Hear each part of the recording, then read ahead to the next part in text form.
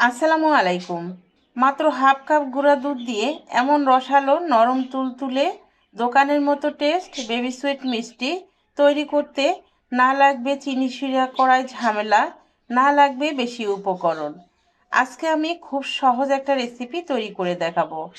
যাদের মিষ্টি তৈরি করতে মিষ্টি ফেটে যায়, চুপসে যায় অথবা মিষ্টি শক্ত হয়ে যায়, আপনারা মনোযোগ সহকারে রেসিপিটি দেখবেন। ইনশাআল্লাহ আপনাদের মিষ্টি বানানো পারফেক্ট হবে। তো ভিউয়ার্স, রেসিপি প্রথম থেকে শেষ পর্যন্ত দেখবেন, কারণ এই রেসিপিতে থাকছে প্রতিটা স্টেপে অনেকগুলো টিপস। আর রেসিপির শেষে থাকছে কিভাবে মিষ্টি নরম তুলতুলে থাকবে আর মিষ্টি কিভাবে বানালে মিষ্টি ফেটে যাবে না। সেই সকল টিপস জানতে হলে রেসিপি প্রথম থেকে শেষ পর্যন্ত দেখতে থাকুন। আশা করছি টিপসগুলো আপনাদের অনেক কাজে আসবে। আমি চা কাপ দিয়ে মেপে হাফ কাপ গুঁড়া দুধ নিয়েছি, আর তার সাথে 1 টেবিল চামচ ময়দা দিয়েছি। ময়দার পরিবর্তে আটাও দেওয়া যাবে। আর দিয়েছি কোয়ার্টার চা চামচ চিনি।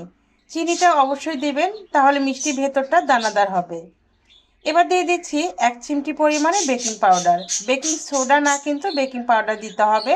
আমি কতটুকু পরিমাণে দিয়ে দিচ্ছি তা দেখে নিশ্চয়ই বুঝতে পেরেছেন। 2 আঙ্গুল দিয়ে 1 চিমটি পরিমাণে দিতে হবে, এর থেকে বেশি দিতে যাবেন না, তাহলে কিন্তু মিষ্টি ভাজার সময় ফেটে যাবে। এবার সবগুলো উপকরণ খুব ভালোভাবে মেখে নিতে হবে। মেখে নেওয়ার পর এখানে দিয়ে দিচ্ছি 1 টেবিল চামচ ঘি। ঘির পরিবর্তে রান্নার তেলও দিতে পারবেন। এবার ঘি আর গুঁড়া দুধ খুব ভালোভাবে ময়ান দিতে হবে। হাতের মধ্যে এইভাবে নিয়ে ঘষে ঘষে ময়ানটা দেবেন, এটা কিন্তু অবশ্যই জরুরি। ময়ান যত ভালোভাবে দিতে পারবেন আপনার মিষ্টির ডোটা ততই পারফেক্ট হবে।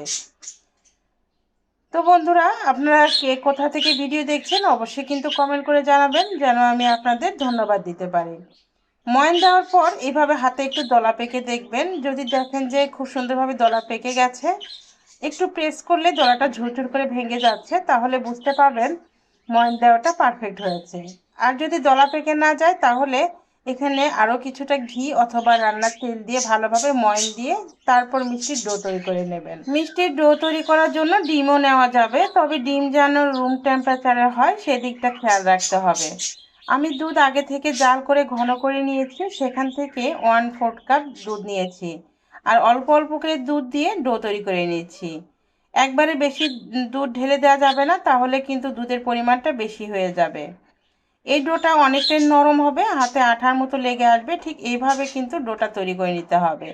এই ডোটা কিন্তু পারফেক্ট হতে হবে। ডোটা যত পারফেক্টভাবে করে নিতে পারবেন মিষ্টিগুলো বানানো তত পারফেক্ট হবে। এই তো দেখুন, আমি যতটুকু দুধ নিয়েছিলাম তার থেকে আরও কিছুটা দুধ কিন্তু বেঁচে গেছে। এখানে 1 টেবিল চামচ পরিমাণে দুধ হবে, সেটুকু বেঁচে গেছে। তো প্রায় 5 মিনিট রেস্টে রাখার পর এই ডোটা অনেকটাই কিন্তু সেট হয়ে গেছে। এবার হাতে একটু ঘি মেখে নিচ্ছি আর ডোটাকে একটা লম্বা শেপ তৈরি করে নিচ্ছি। এখান থেকে আমি ছোট ছোট করে লেচি করে নিচ্ছি।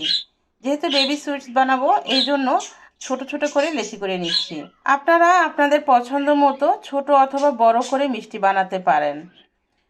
তবে এই মিষ্টিগুলো ছোট করে লেচি করে নিলেও এই মিষ্টিগুলো কিন্তু সাইজে অনেকটাই বড় হবে, সেটা বুঝে শুনে লেচি ছোট বা বড় করে নেবেন। তো ভিউয়ার্স, এই রেসিপি কিন্তু 100% পারফেক্ট রেসিপি। আপনারা যারা মিষ্টি তৈরি করতে চাচ্ছেন, রেসিপি না টেনে প্রতিটা স্টেপ ফলো করে যদি বাসায় তৈরি করেন, তাহলে আপনাদের মিষ্টিগুলো 100% পারফেক্ট হবে। এবার মিষ্টিগুলো আমি গোল গোল করে বানিয়ে নিচ্ছি। আপনারা চাইলে লম্বা করেও বানাতে পারেন। বেবি সুইটস মিষ্টি লম্বা করেও বানানো যায়। তবে যেভাবে বানান না কেন, মিষ্টি গায়ে যেন কোনো ক্র্যাক না থাকে সেদিকটা অবশ্যই খেয়াল রাখতে হবে। মিষ্টির গায়ে যদি কোনো ফাটল থাকে, তাহলে মিষ্টি ভাজার সময় অবশ্যই কিন্তু ফেটে যাবে। আর যদি মিষ্টির ডো তৈরি করার সময় মিষ্টির ডোটা পারফেক্টভাবে তৈরি করে নিতে পারেন, তাহলে মিষ্টিগুলো বানানোর সময় একটুও ফেটে যাবে না। তো এই তো আমি সবগুলো মিষ্টি বানিয়ে নিয়েছি। এবার মিষ্টিগুলো ভাজার জন্য চুলায় আগে থেকে তেল গরম করে নিয়েছি। আর তেলের মধ্যে আঙ্গুল দেওয়া যায় এরকম তাপমাত্রা অবস্থাতে মিষ্টিগুলো তেলের মধ্যে দিতে হবে। তো তেলের মধ্যে মিষ্টি দেওয়ার পর দেখুন মিষ্টিতে কিন্তু কোনো বাবলস উঠছে না। এই পর্যায়ে সবগুলো মিষ্টি দিয়ে দিচ্ছি। গ্যাসের চুলা এ পর্যায়ে একদম লো হিটে আছে। মিষ্টিগুলো সবগুলো তেলের মধ্যে দেওয়ার পর নাড়াচাড়া করা যাবে না।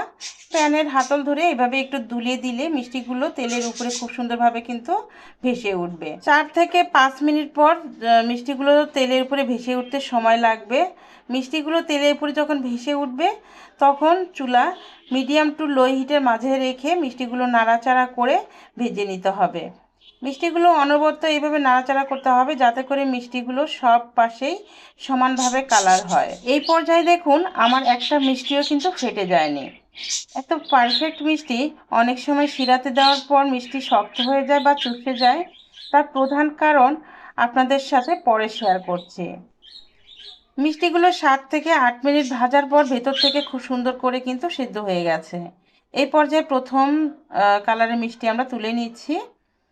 এরপর চুলা মিডিয়াম হিটে রেখে দ্বিতীয় কালারের মিষ্টি আমরা করে নেব। 2 থেকে 3 মিনিট আবারও ভাজার পর দ্বিতীয় কালারের মিষ্টি আমরা পেয়ে যাব। মিষ্টি কিন্তু ভিতর থেকে হয়ে গেছে। এখন শুধু আমাদের মিষ্টির কালার করে নিয়ে মিষ্টিগুলো নামিয়ে নিতে হবে। তো দ্বিতীয় কালারের মিষ্টি আমি তুলে নিচ্ছি। দ্বিতীয় কালারের মিষ্টি তুলে নেওয়ার পর চুলা মিডিয়াম হিটে থেকে মিডিয়াম টু হাইয়ের মাঝে রেখে তৃতীয় কালারের মিষ্টি তুলে নিতে হবে।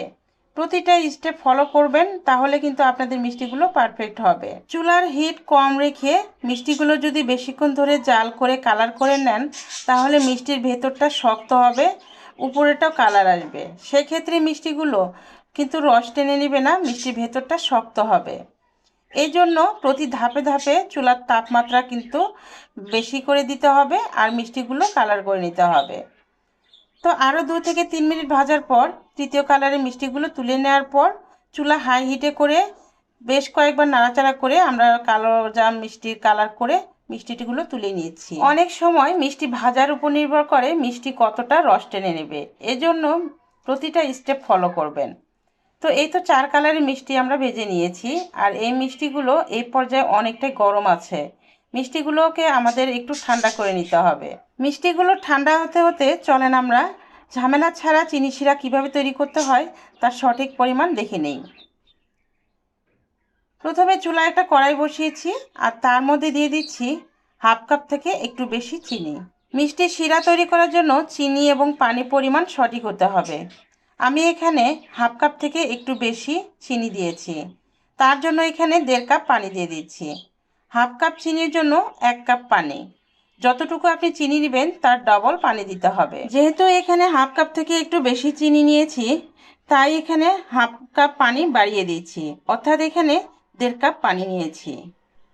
এই সঠিক পরিমাণটা যদি আপনাদের জানা থাকে তাহলে মিষ্টি শিরা তৈরি করতে কোনো ঝামেলা হয় না।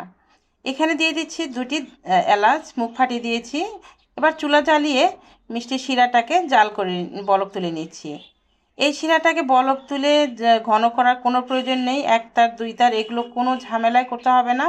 শুধুমাত্র শিরাটা বলক চলে এলেই মিষ্টিগুলো দেওয়া যাবে। ঠান্ডা মিষ্টি বা অতিরিক্ত গরম মিষ্টি গরম শিরাতে দেওয়া যাবে না, তাহলে কিন্তু মিষ্টিগুলো চুপসে যাবে অথবা শক্ত হয়ে যাবে।